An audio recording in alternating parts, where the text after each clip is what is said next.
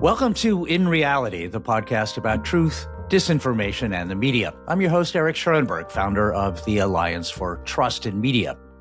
On In Reality, we spend most of our time on the media environment in the U.S., but information integrity is also under assault in Europe, where Russian propaganda efforts are, if anything, more pervasive than here.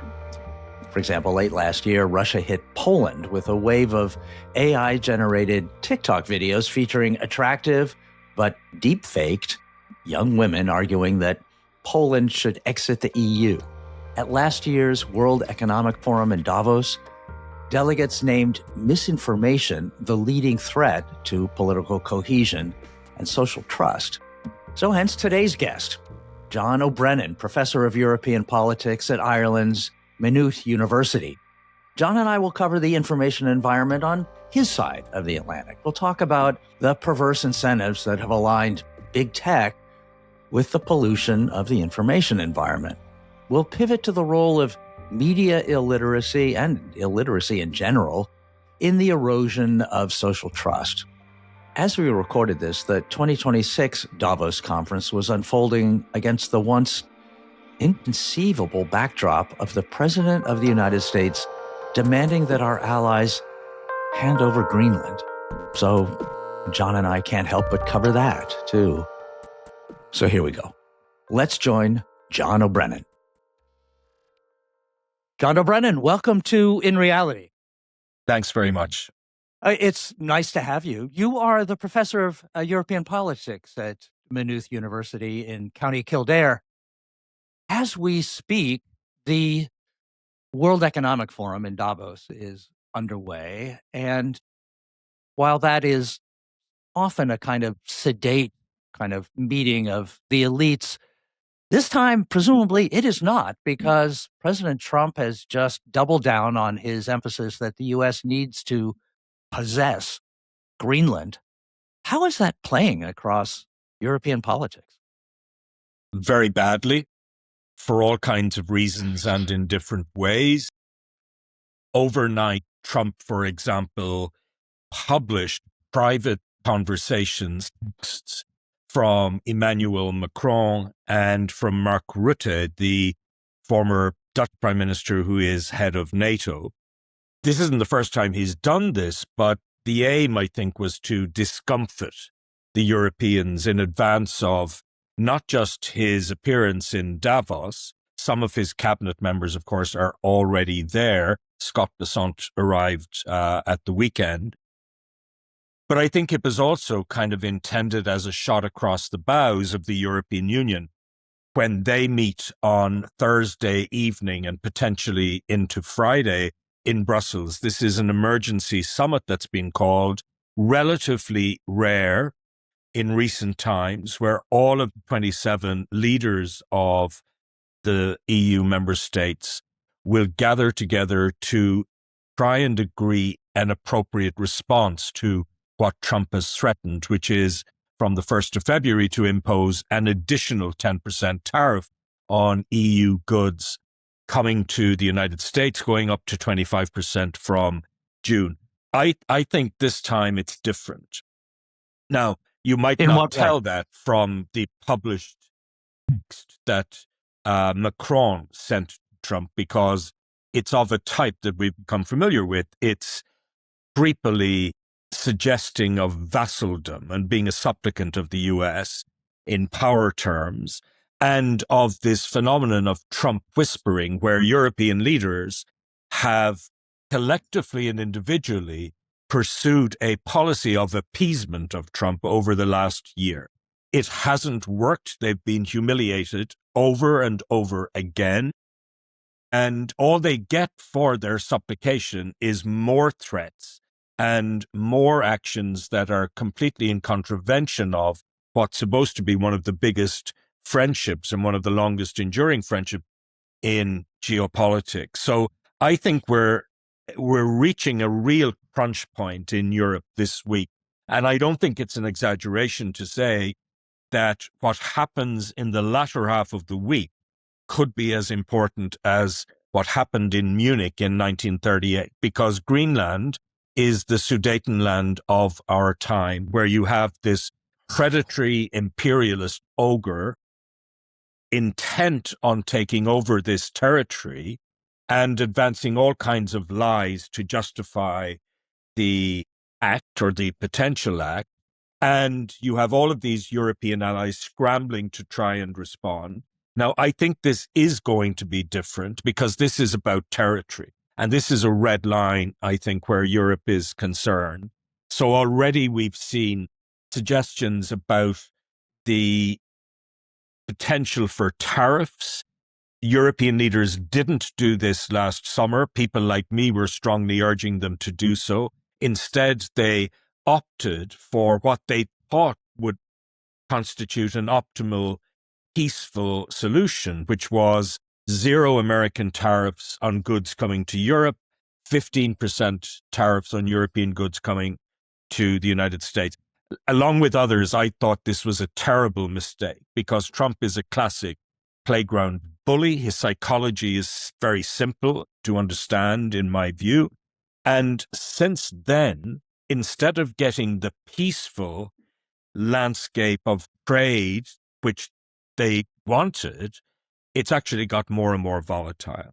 So that's why I think what happens this week, both in Davos and in Brussels, is exceptionally important, because the Europeans either confront this cancer now, or it's going to get much, much worse in the months and years to come.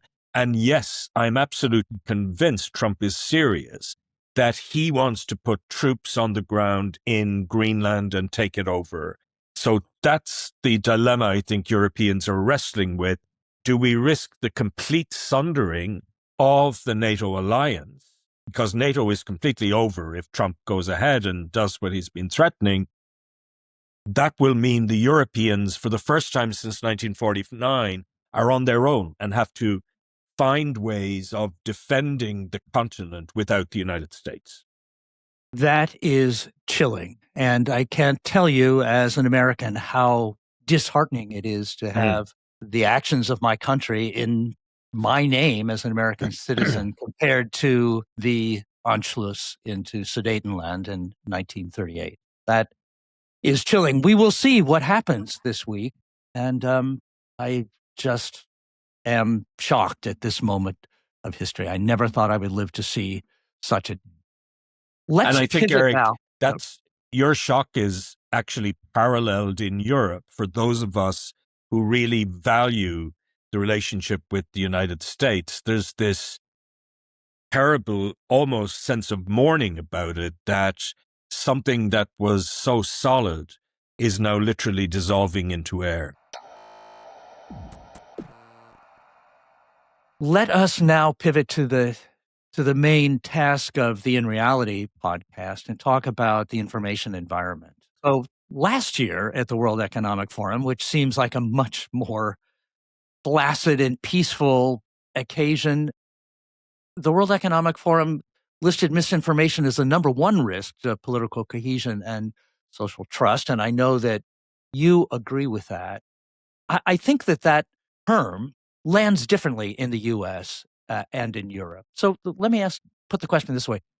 When it comes to misinformation, disinformation, which worries you more? Is it foreign interference from outside malign actors like Russia, say, or social media-driven misinformation from within democratic societies? Well, I think there's an intimate connection between the two, actually. And common denominator is the presence in Europe and elsewhere of completely amoral big tech titans who do not give a damn what ensues as a result of what their companies actually do, who are behaving in a way that elevates greed almost to an unimaginable level, and just do not give a damn about consequences that flow from what they do. Now, many of them will say, as a defense, we are mere platforms. We're not responsible for the content. But I think that kind of response looks increasingly shrill in Europe. And I think we are reaching the point where a confrontation with those big tech oligarchs is coming. Tell me what that confrontation would look like. Well, the very best book on this topic came out last year from a French-Italian author called Giuliano D'Empoli. The book is called The Hour of the Predators. And what he describes in the book, and it's a very short 144-page book, really succinct. He was an advisor to Emmanuel Macron for a period of time. He was in the room with a lot of leaders and with a lot of tech titans when big decisions were being taken over the last decade. And what he's describing is this alliance between these predatory, strongman, authoritarian leaders, principally Trump, but including people like Orban, Narendra Modi in India, and needless to say, Putin and Xi Jinping and Erdogan as well, between them and the big tech platforms. And if you look at their behavior, Elon Musk, for example, continually preaches this refrain about free speech. And yet he has at different times allowed his company to take dictation from dictatorial regimes. I think people know that his platform is banned in China and in Russia.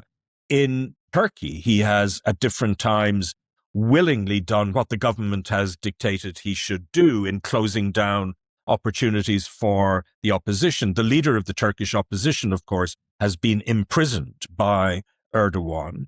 And this isn't the only instance of this. So there's this almost symbiotic relationship now between these predatory political forces and predatory economic forces, and they are literally tearing the world apart.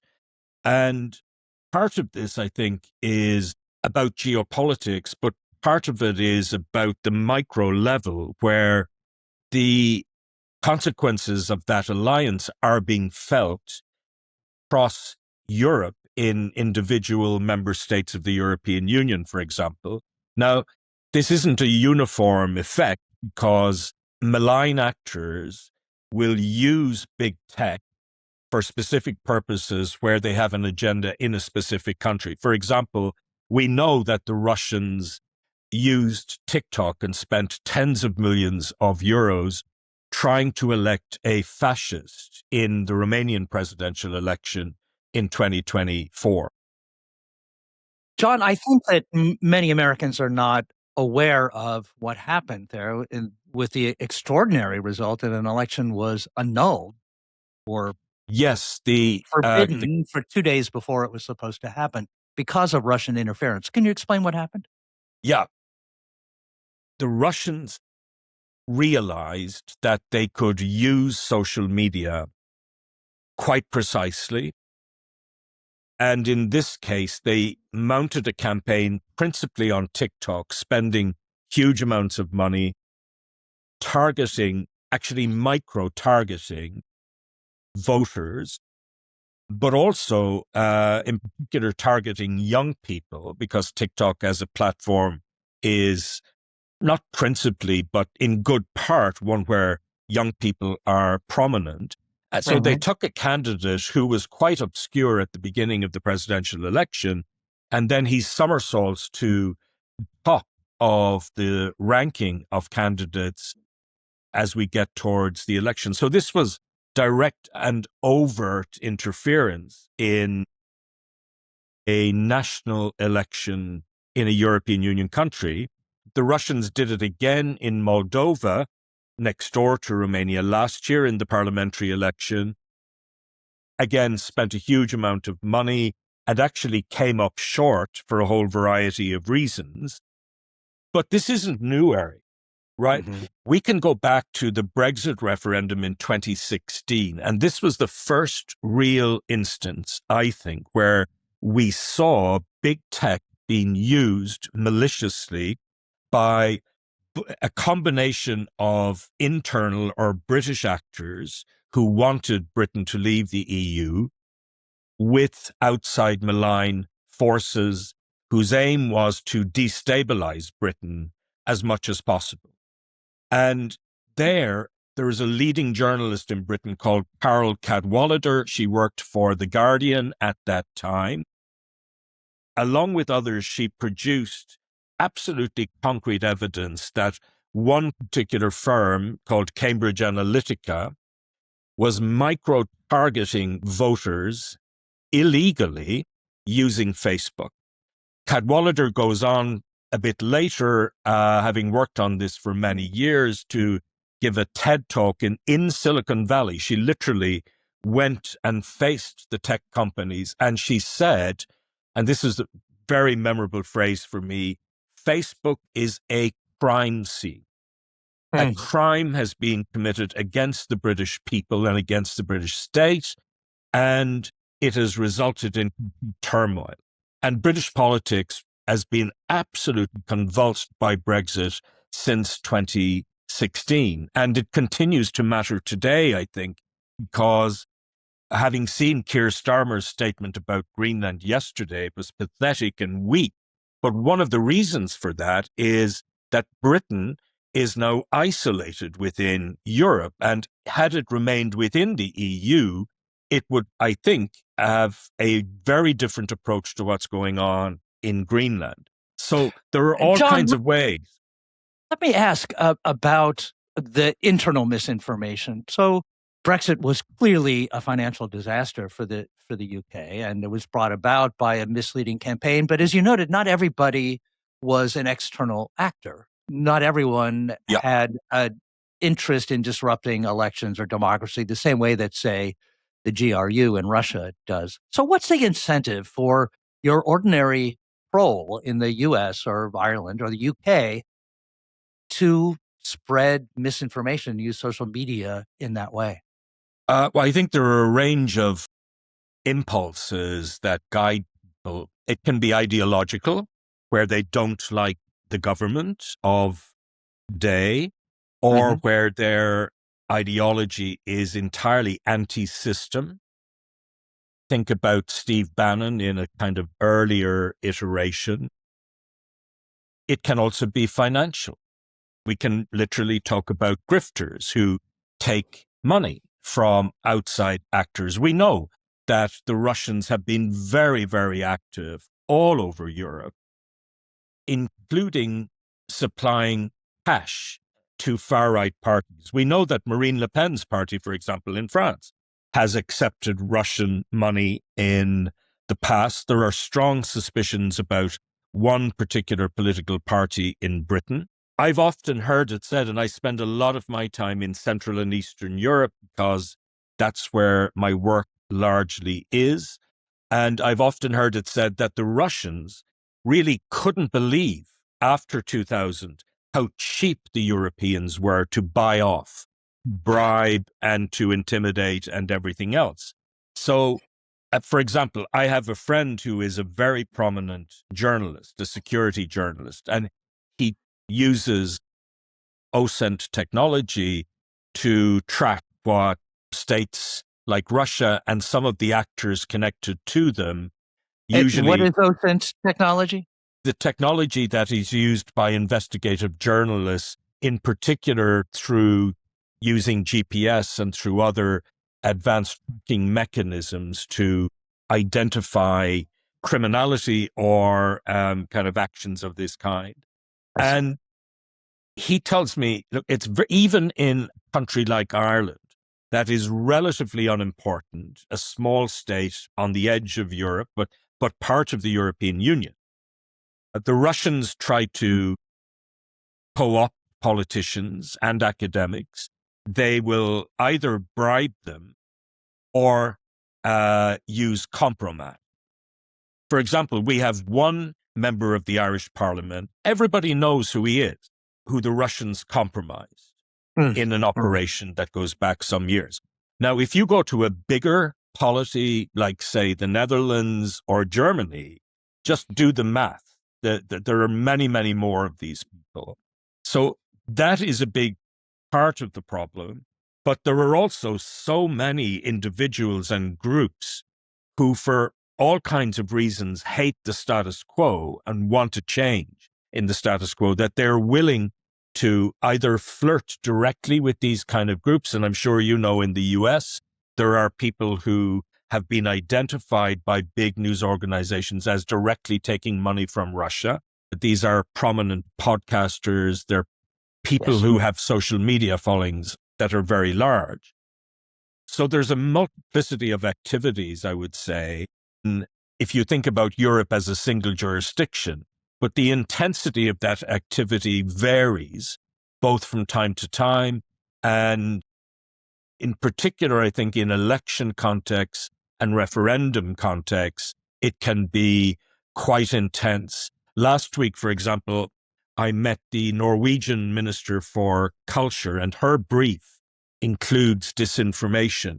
And she was very clear in saying, we haven't found any evidence of Russian interference or attempts to interfere in Norwegian elections. Now, that's also the case in Ireland, by the way, but that's not the case if you look at Poland, if you look at Romania, if you look at Bulgaria, which is now going to have a general election within about 8 weeks, I think.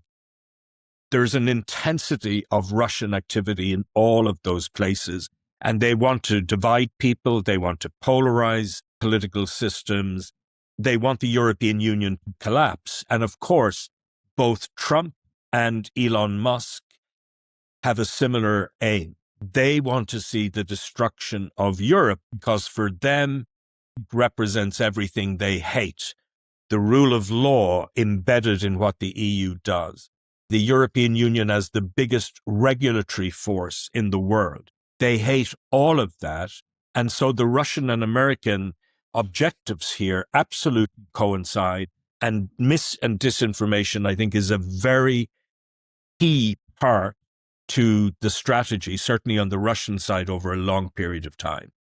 John, let me pivot away from politics, which you have succeeded in totally depressing, and talk about the secondary effects of social media. So quite apart from things like polarization and disinformation and undermining democracy, the other things that social media has brought us include shortened attention spans and increased narcissism, body dysmorphia. You yourself have highlighted a decline in reading, drastic decline in reading attention and reading among young people in their spare time as one of those worrisome social effects. Why does that bother you so much? Well, I should say first, I am very far from expert in this area, but the extent to which mis and disinformation has begun to feature in political discourse and in actual politics in Europe has kind of drawn me into this world to examine it more closely. There are lots of different things going on. One of the most important, I think, is the appearance of the smartphone in about 2007. It changed everything. There's a brilliant British journalist who now works in the United States called Johann Hari. People may know his work, but his book, Stolen Focus, I think, is really important here because he says to people as they try and grapple with this sense that they may be addicted to their phones, that your focus hasn't just been lost, it was stolen away from you by companies that knew that the algorithms they were using in their products were addictive. And I can see all of the evidence of this in the university system. Students just refuse to read nowadays. It's just astonishing to me. Ireland is one of the most literate countries in the world. We are ranked second in the world in the PISA rankings for literacy, which is 15 and 16-year-olds, their competence around reading. And we also have the second highest educated population in the world, judged by university graduates. So amongst Irish people 25 to 44, almost 60% have a university education, compares to, I think, about 25% in the United States. Right. Yet here we can see all the evidence of this in our classrooms. firstly, students don't know anything. They are literally clueless. And now we only have 9 universities. The standard of teaching, Eric, is extremely high. It always has been. But this is the sort of stuff that we're encountering on a regular basis. I've asked in class, for example, over the last year, how many of you have read War and Peace? Not a single person out of 30. How many of you have watched Apocalypse Now? Because we were doing things that were relevant to it. 1 person out of 30. Mm. Before Christmas, I asked a class, what was the capital of Germany before Berlin came back in 1990? Nobody knew except for a visiting French student who lived close to the German border. So they don't know anything, number one. And by the way, a lot of these people are coming out of university with relatively good honors degrees.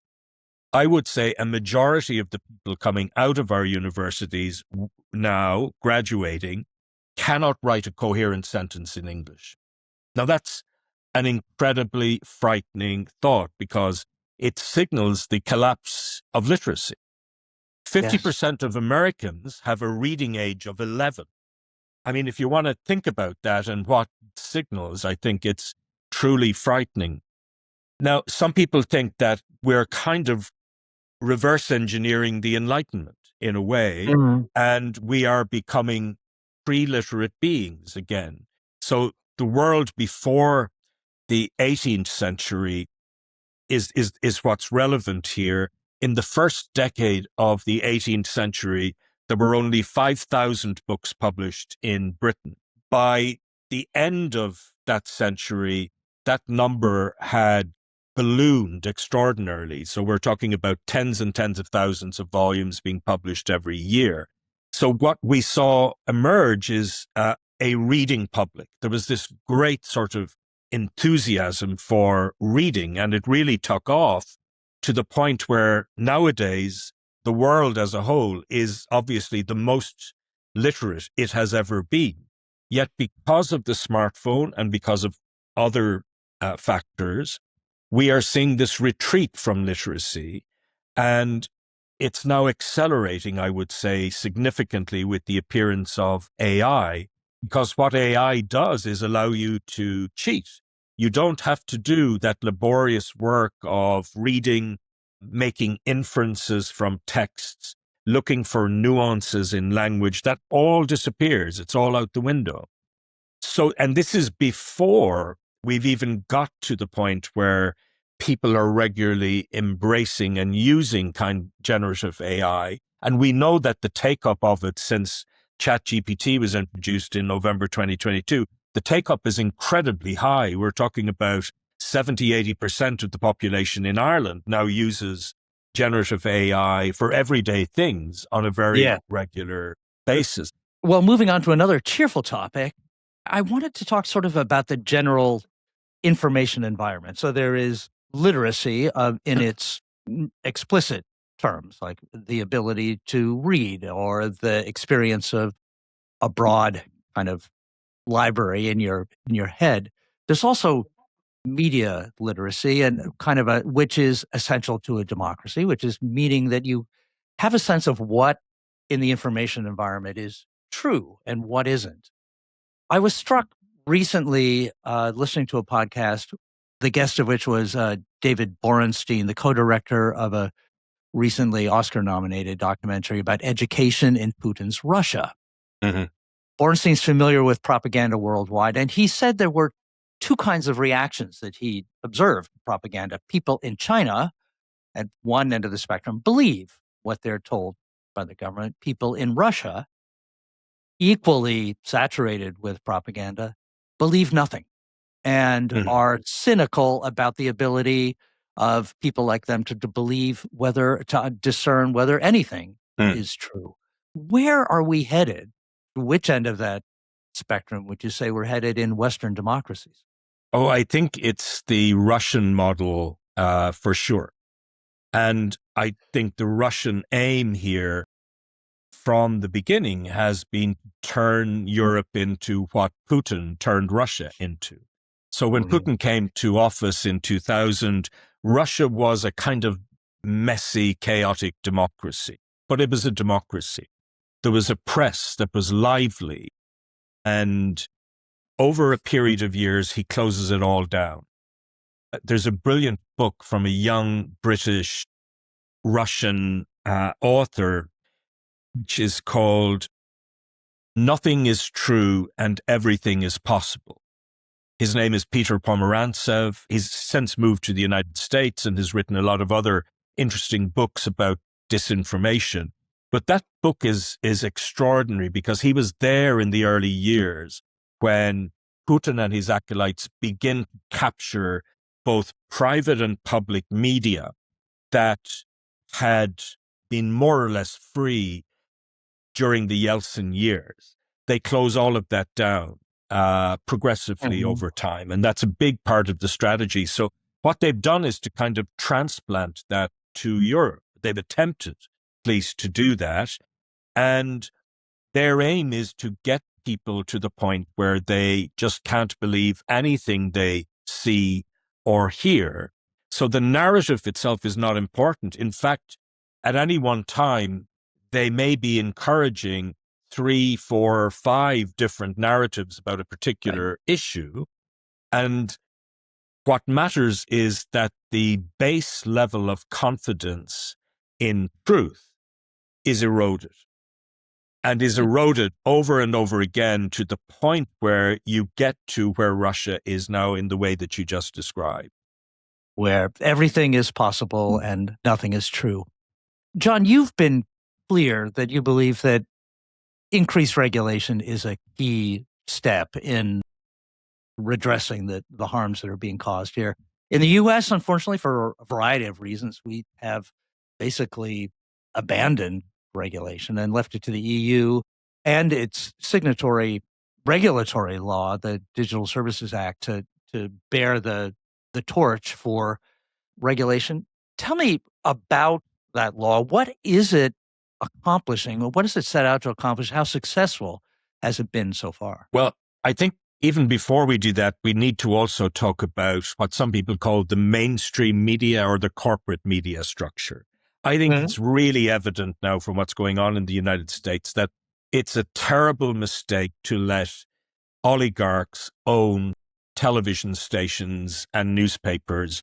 By the way, that was one of the things that motivated Putin in the early 2000s, because there were oligarchs like Boris Berezovsky, for example, who owned one of the leading television stations. And Putin realized that this was a political weapon that could be used against him. And look at what's happened in the US with CBS, for example. It's just extraordinary. If you look at the oversized influence of people like Murdoch, the kind of impulse for the great Succession television drama, all of that has been happening for decades, and politics simply hasn't responded to the nefarious influence of these people. And Britain is the best test case of what happens when you let oligarchs run television and radio and newspapers, because they have agendas that are very often entirely at odds with the common good, however you might find that.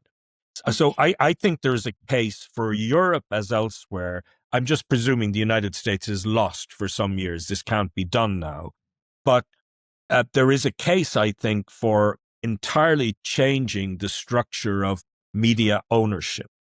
Putting in place, for example, cross-media ownership rules, which severely limit the amount of media that any one individual or company controls.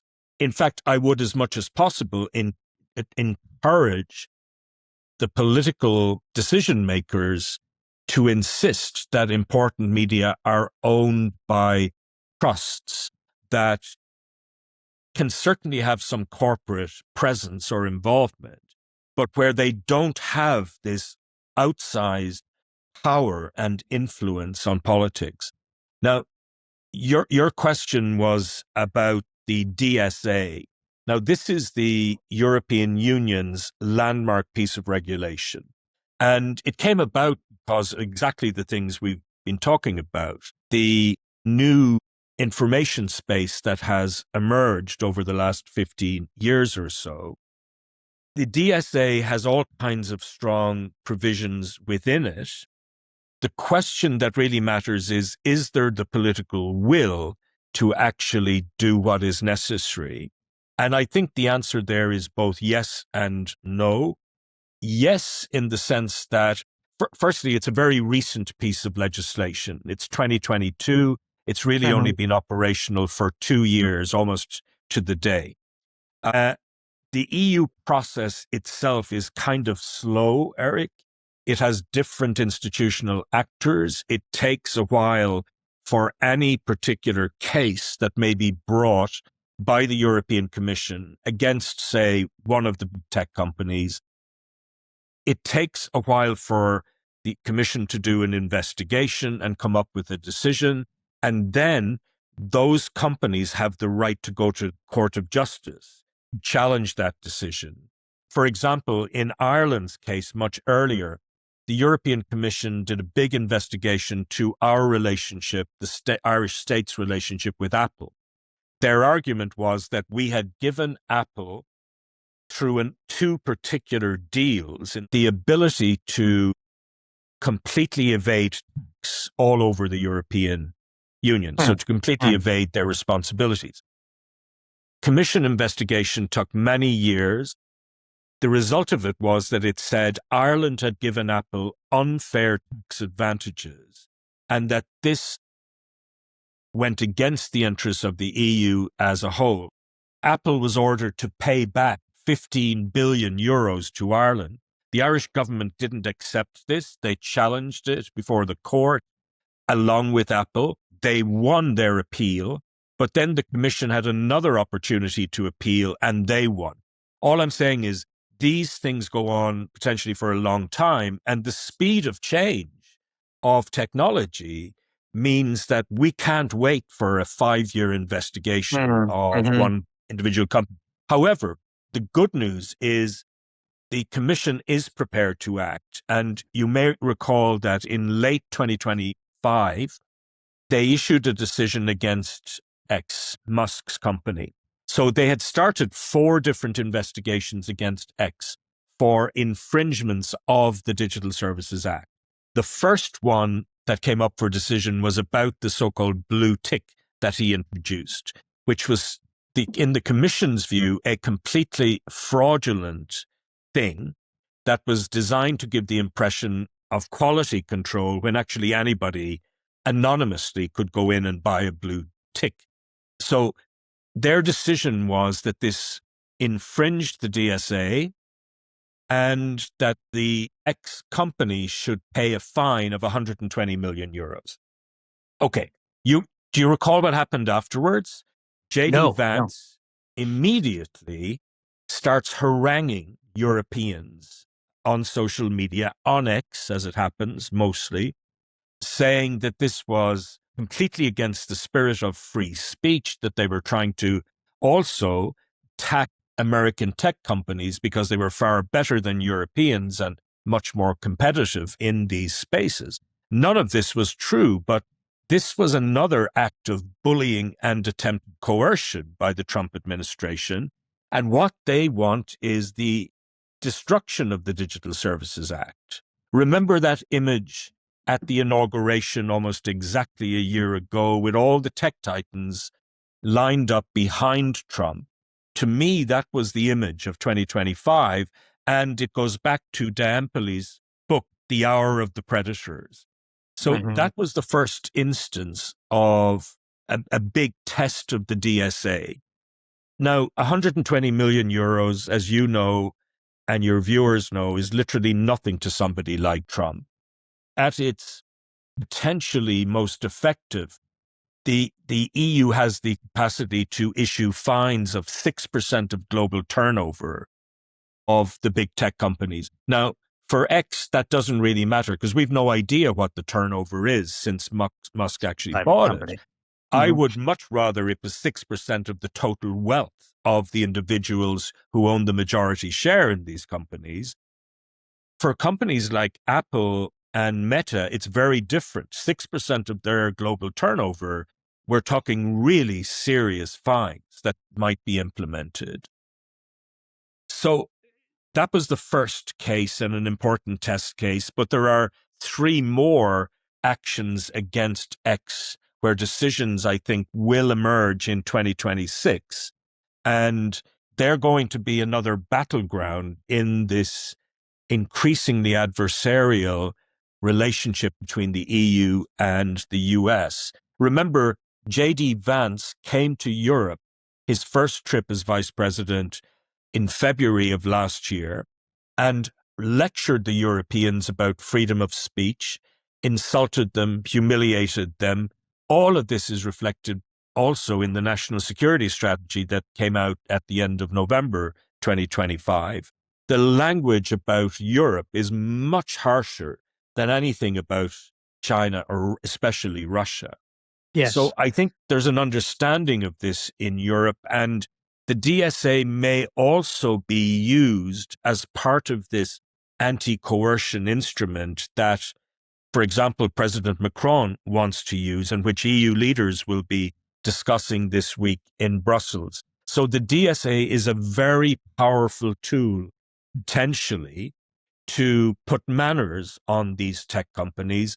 But my argument is that they now have so much power that even the DSA may not be enough to tame them, that we may need other instruments. And I think the way things are going, it is not inconceivable that X will be thrown out of the European Union broadcasting landscape. You may recall that when Russia attacked Ukraine for the second time in 2022, one of the first things the EU did was to ban RT, Russia Today, the propaganda television arm of Putin's operations in Europe. Now, I think there's every case to argue that Musk's behavior has been so outrageous that X2 should be banned.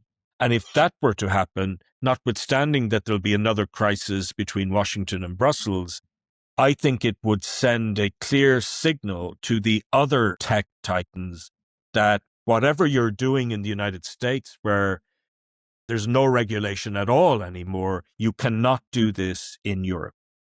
And that's what I hope the Commission does in the months ahead. Until that happens, European consumers of news, like American consumers of news, are left pretty much on their own to figure out what to believe in their news feed. You have been a powerful proponent of media literacy. What does that mean to you? What does critical media literacy look like in practice? It means that we have to insert into the curriculum, the education curriculum, beginning at the lowest level where 6 and 7-year-olds start going to school, threaded all the way through high school and university, critical media or digital media part of the curriculum. This is something that mostly has never been taught in our school system, I think, on either side of the Atlantic.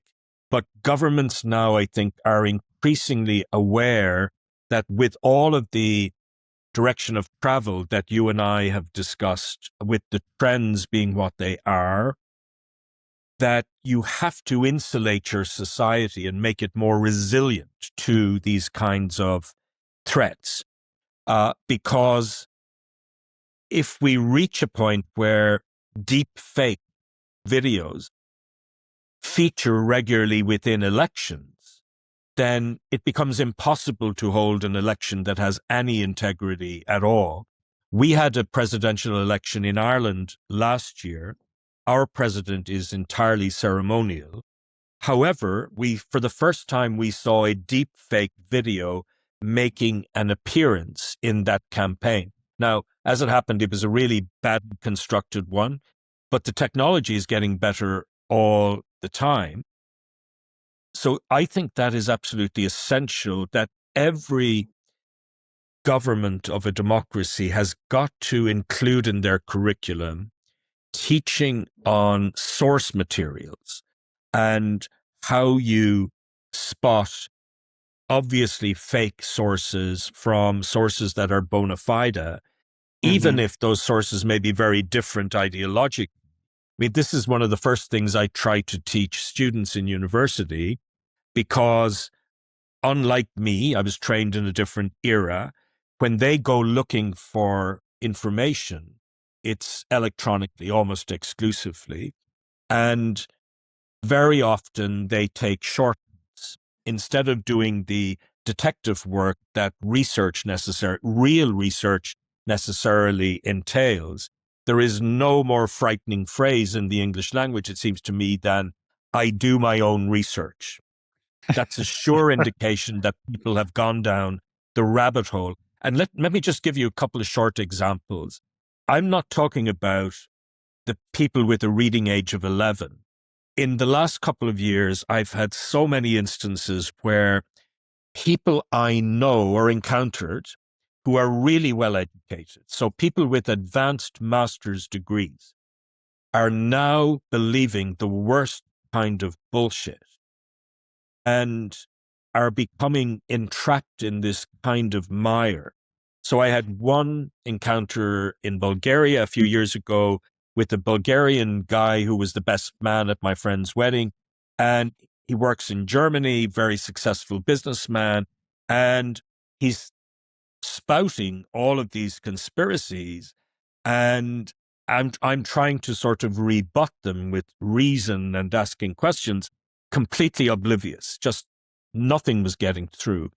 Then a few weeks later, I met somebody who had actually a master's degree from my own university and believed every conspiracy going. In fact, the first thing he said to me was about the so-called plandemic. I knew immediately that we were off to the races then, and I just couldn't get through to him. And at some point when in our conversation, and he was a very nice guy, but I said to him, "Nick, you're beyond a place where I can reach you. You're beyond a place of reason now." And he said, he was smiling and he said, "No, John, it's just your opinion against mine." And I said, "But you do understand that mine is based on 35 to 40 years deep reading around these issues. Yours is based on some random thing you read on the internet 5 minutes ago. Those are not the same things." The last one came actually last summer. Again, really well-educated friend of mine who watches Joe Rogan on a very regular basis. And it just happened the day we met, the Guardian newspaper had a big spread on a group of scientists who had criticized Rogan, not for the first time, for deliberately misusing their work, claimed that climate science basically either wasn't real or it was deeply flawed. And so I said to my friend, "Look, here is the evidence that the scientists are saying clearly Rogan is lying to his audience, including you. If you had a friend in your life who you knew was lying to you on a regular basis, wouldn't you end that friendship?" And he said, no, I can think for myself. I go in and I choose to listen to some things on Rogan, and then I'm not as interested in other things. But the point is, he has no capacity now to weigh up knowledge. None.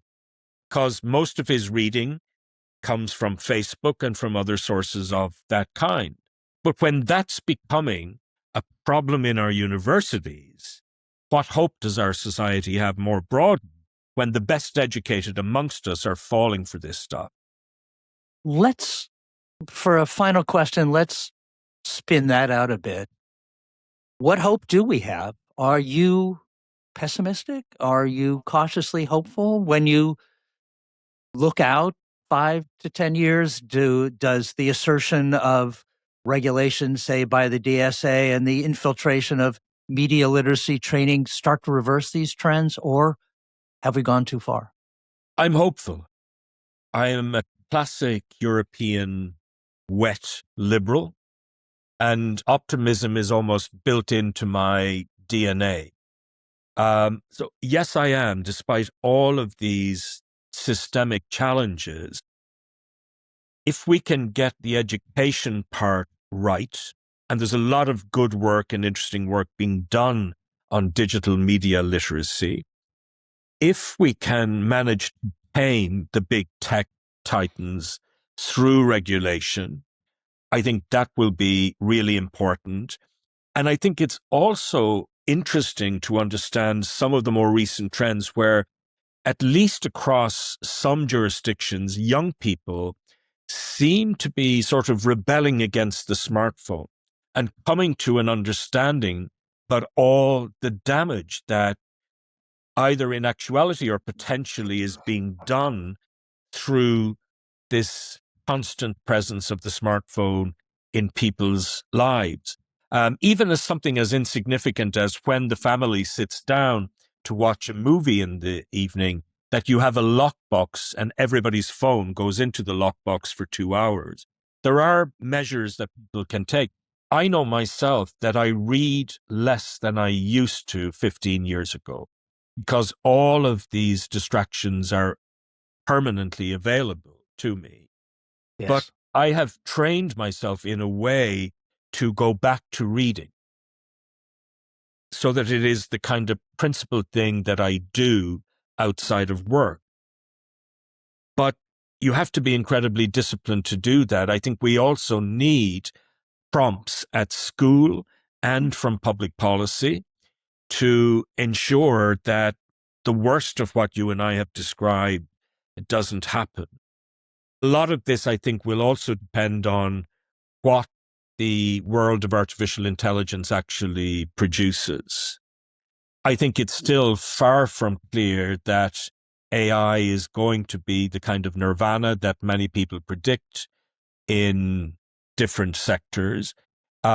It's certainly going to present and is already presenting enormous problems in terms of basic citizenship and kind of issues that we've been talking about.